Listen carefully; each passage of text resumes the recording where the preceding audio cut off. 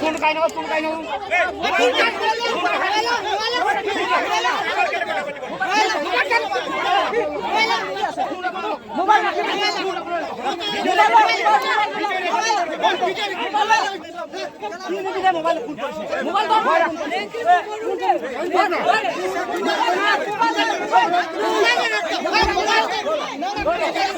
Mobile বন্ধ কৰ mobile বন্ধ কৰ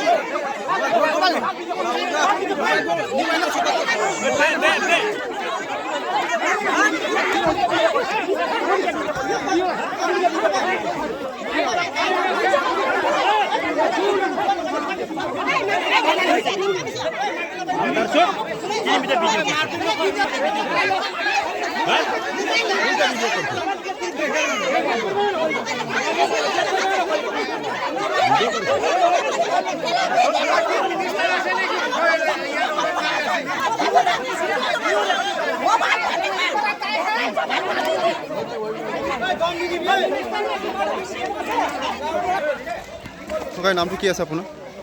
ককাই নামটো কি আছে কবি কথাটো কবি কি হৈছে সিচুৱেশ্যন কি হৈছে কালিৰ ওপৰ পুলি আনিছে হা আমি খান কালিৰ ওপৰ পুলি আনিছে হয় এইটো তাখান তো ইয়াতে পাৰে চেক কৰিছে হয় আসাম ফৰেষ্ট কাম হয় তো আমি খান কৈছে হয় আমি খান তো গভৰ্ণমেণ্ট অফ ইণ্ডিয়াৰ ওপৰত পটপাৰৰ ওপৰত দিছে হয় তো আমি খান তো চাই কিনে তাতে আনলোড কৰিব হয় এনেকা কৰিছে তো এনেকা টাইম তাখান এইটো অফিচাৰ কাম পৰা ৰখি গৈ থাকিছে অলপ সেইকাৰণে আমি খান 1 ঘণ্টা নিচিনা মই এনে ফাচলা কৰি থাকিছে তাৰপাছত এটা মানুহ আহি পেলাই ৰাজীৱ বুলি কৈ কিনে তাই আহি কিনে পিছে হালা কৰিছে সেইকাৰণে মই কৈছোঁ আপোনাৰ ইয়াতে কেলৈ হালা কৰিছে আমাৰ কাৰণ অফিচৰ লগতে কথা পাতি আছে তুমি মাজতে আহি কিনে তুমি কেলৈ পাব্লিক তুমি ইমান হালা কৰি আছে কেনেকুৱা কৈছিলে সেই পৰা থাকি কৰি কিনে থামালাটো তাতে ওলাই দিছে মাৰিছে বোলে আসামখন আমি থাকাই দিছে সেইকাৰণে তাতে থামালাটো তাতে ওলাই দিছে মাৰিছে আপুনি তাহান পৰা আমি কাৰণ পিছে থাকি কৰিছে তথাপি আসাম পৰা মানুহ আপুনিখন মাৰিছে ভিডিঅ'খন ওলাইছে আপুনি খানে মাৰিছে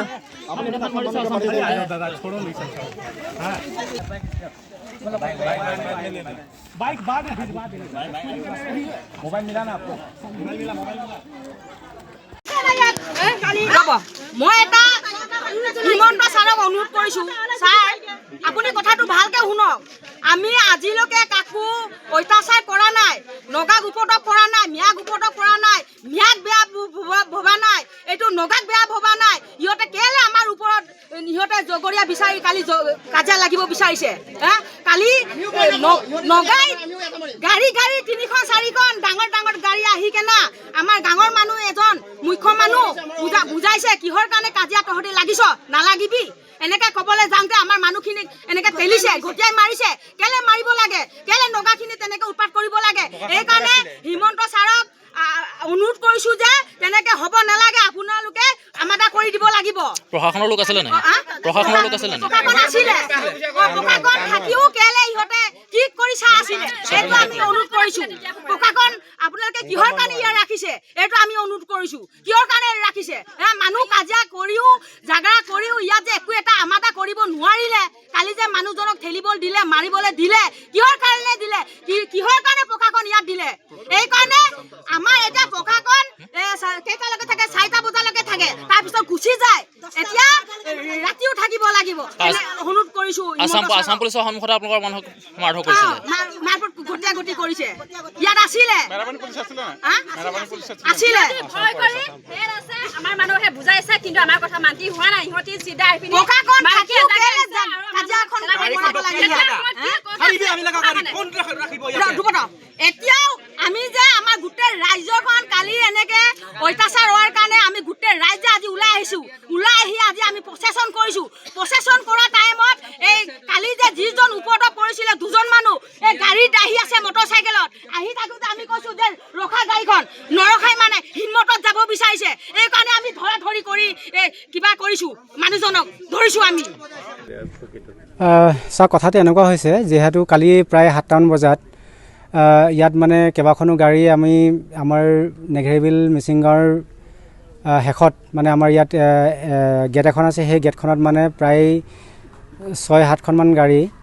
ৰবৰপুৰী অনা গাড়ী মানে তেওঁলোকে আমাৰ ফৰেষ্ট ডিপাৰ্টমেণ্টে মানে এটা গাড়ীবোৰ ৰখাই পেলাই সোধপোছ কৰাত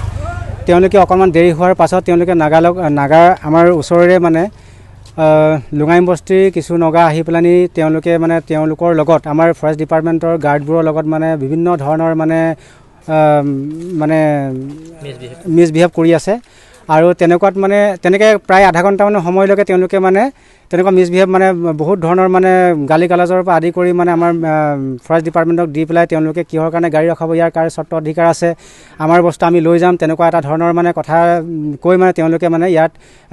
তেনেকুৱা এটা মানে অপ্ৰীতিকৰ মানে ঘটনা সৃষ্টি কৰিবৰ কাৰণে তেওঁলোকে আছে। আৰু ইয়াৰ লগতে অকণমান দেৰি হোৱাৰ পাছতে তেওঁলোকে কাক মাতিলে ক'ব নোৱাৰে, 5 মিনিটমানৰ পাছতেই মানে তেওঁলোকৰ প্ৰায় 70-80জনমান মানে নাগালোক আহি পেলাই আমাৰ এই গেটৰ সন্মুখতে আহি পেলাই মানে তেওঁলোকে গোটেই মানে হাই হুলস্থুল কৰিব ধৰিলে যে আমাৰ গাড়ীকেইখন কিয় কাৰণে ৰখাইছে, তেওঁলোকৰ কোনে অধিকাৰ পালে ৰখাবলৈ, তেনেকুৱা ধৰণৰ মন্তব্য কৰি তেওঁলোকে মানে ভয় ভাবুকি দিয়াৰ দৰে মানে তেওঁলোকে আহি পেলাই মানে ইয়াত হুলস্থুল কৰিছে। সেয়েহে মই নিজেও মানে সেই সময়ত উপস্থিত আছোঁ আৰু মই BTPৰ দায়িত্বটো আছোঁ, BTPৰ প্ৰেছিডেণ্ট দায়িত্বত থাকি মই তেওঁলোকক আহি পেলাই যে মই ৰখাইছোঁ যে আপোনালোকে হাই হুলস্থুল নকৰাকৈ অকণমান সময় মানে তেওঁলোকক মানে শান্ত হ'বলৈ মই বাধা কৰিছোঁ যে শান্ত হৈ পেলাই যে কি হৈছে অসুবিধাটো সেইটো আমি আপোনালোকে ইয়াত হাই হুলস্থুল নকৰি পেলাই তেওঁ ডিপাৰ্টমেণ্টৰ লগত ধুনীয়াকৈ কথা বতৰা পাতি শান্তি শৃংখলাৰে আপোনালোকে গাড়ীখন লৈ যাব পাৰিব। তেওঁলোকেতো আপোনাৰ গাড়ীখন ৰখাই নথয়, তেওঁলোকে ওপৰ মহলৰ পৰা অৰ্ডাৰটো পাই নিশ্চয় তেওঁলোকে এলাও কৰিব। তেনেকুৱা গতিয়াগতি হৈছে মানে সেইখিনি কথা কওঁতে মানে তেওঁলোকৰ মানে নগাৰ কিছু লোকে নগাৰ মানে এতিয়া আমাৰ ক'বলৈ গ'লে আমাৰ লুঙাইম এলেকাৰ যিজন চেয়াৰমেন সেইজনে অতিপাতকৈ মানে তেওঁলোকে মানে কোনো গুৰু গোসাঁই নমনাকৈ তেওঁলোকে মানে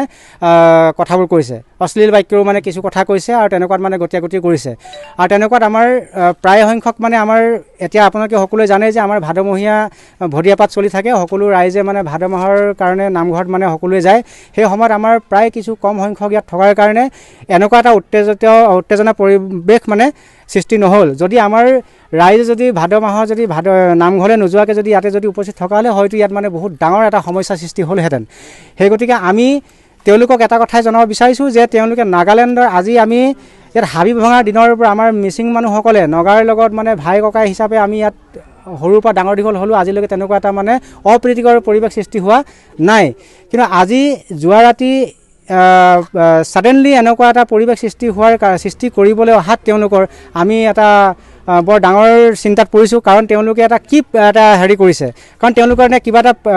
পূৰ্ব প্লানিং কৰি আনিছে নে কিবা এটা মানে অপ্ৰীতিকৰ ঘটনা ঘটাম বুলি তেওঁলোকে মানে ইয়াত আহি তেনেকুৱা এটা গেং ছিষ্টেমত আহি পেলাই ইয়াত মানে